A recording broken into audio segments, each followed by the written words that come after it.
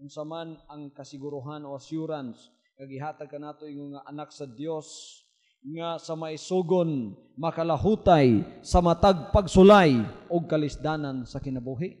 Kabalo ba mo nga dunay assurance nga gihatag sa imo ingong anak sa Dios?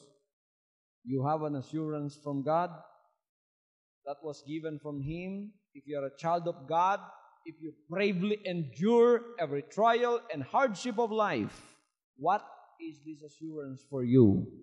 Romans chapter 8 verse 28 ang tubag nagaingon dinhi sa kasulatan sa Romans 8:28.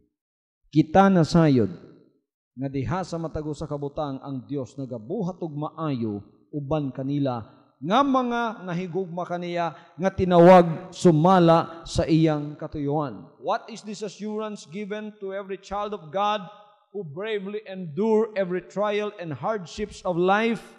And we know that all things work together for good to them that love God. Ang tanang butang nagabuhat og kaayuhan para sa imuha. Nagitawag sumala sa iyang katuyuan. So, ay kaguol. So, sa natabo nimo, masabtan nimo dili. Dunay katuyuan ng Dios ana.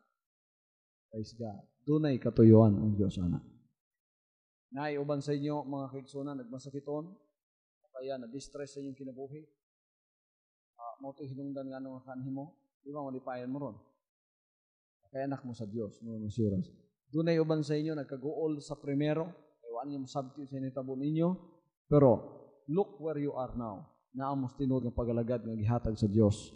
Pag malipayon mo kay gato may naghimo o kaayuhan para sa inyuhan.